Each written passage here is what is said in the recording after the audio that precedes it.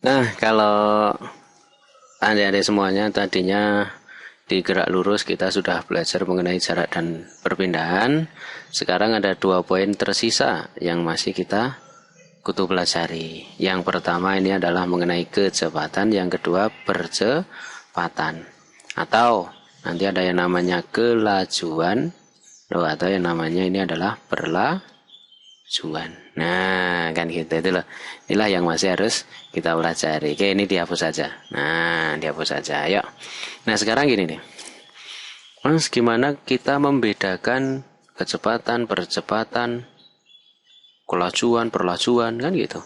Nah, ini caranya gini. Kita bedakan aja dalam sebuah tabel. Misalkan kita punya suatu besaran namanya adalah besaran skalar. Nah, kalau yang kedua, kita punya besaran namanya besaran vektor. Nah, kita bagi di sini. Cerut, cerut, cerut, cerut, cerut, cerut, cerut, cerut. Nah, ini tuh. Cerut, cerut, cerut, cerut, cerut, cerut, cerut, cerut. Nah, gitu. Ya, inilah besaran skalar, inilah besaran vektor. Nah, kan ya. Nah, kalau misalkan kita belajar, nah, maka kalau di dalam besaran skalar, kita itu mengenal yang dinamakan dengan kelajuan. Loh, kan gitu. Atau lambangnya V. Loh, Mas, kelajuan itu apa? Kelajuan, nah kan itu adalah jarak. Kan sama-sama skalar. Dibagi dengan selang waktu. Nah, kan itu. Jadi yang namanya kelajuan, jarak dibagi dengan selang waktu. Atau kalau kita tuliskan yang namanya V itu sama dengan S dibagi dengan T. Nah, itulah yang namanya kelajuan.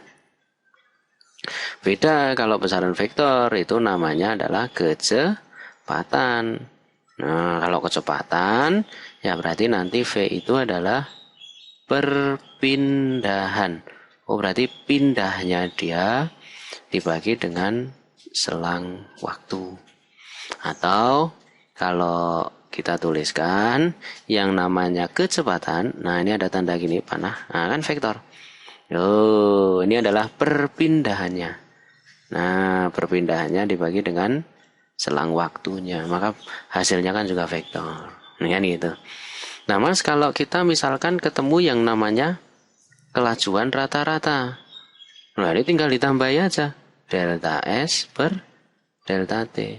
Nah, gimana kalau kita ketemu kecepatan tapi rata-rata? Nah, ini rata-rata nih. Oh, tinggal ditambah aja. Nah, berarti delta S, kan itu, tapi vektor per delta T. Nah, kan gitu, itulah yang namanya kelajuan dengan kecepatan. Berarti kalau kelajuan itu adalah besaran skalar, kecepatan besaran vektor.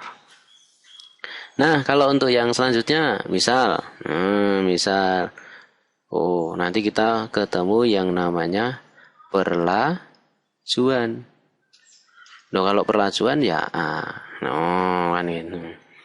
Ya berarti nanti A itu gimana? Ya kelajuan. Nah, kelajuan dibagi dengan selang waktu. Nah, atau kalau kita tuliskan ya berarti V dibagi dengan T. Nah, kan gitu. Loh, Mas, berarti kalau saya nanti ketemu vektornya, ya namanya bukan perlajuan, tapi percepatan. Berarti V itu nanti adalah A itu. Nah, ini mohon maaf salah tulis.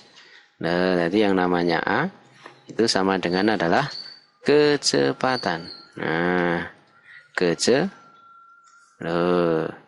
kecepatan dibagi dengan selang waktunya. Atau nek kita tulis, nah ini ada vektornya. V ada vektornya. Nah, dibagi dengan delta T. Nah, Mas, berarti kalau nanti ada percepatan rata-rata. Oh ya, berarti nanti ya gampang delta V per delta T. Nah, perlajuan rata-rata kan ya. Kalau percepatan rata-rata, ya berarti nanti delta V. Nah, tapi V-nya rata. Oh, kan gitu. Itulah bedanya. Nanti dari dua hal ini kita belajar ada yang namanya kinematika. Intinya yang pertama adalah kita belajar dulu nih yang namanya besaran skalar dan besaran vektor. Nah kan gitu. Kalau tadi kita sudah belajar jarak dan perpindahan, sekarang belajar kelajuan dan kecepatan, ini perlajuan dan percepatan. Nah, intilah adalah kita bisa membedakan dulu yang namanya besaran skalar dan besaran vektor. Oke, semoga bermanfaat buat kamu semuanya. Biasanya nih materinya adalah materi di kelas 1 atau kelas 2 yang IPA.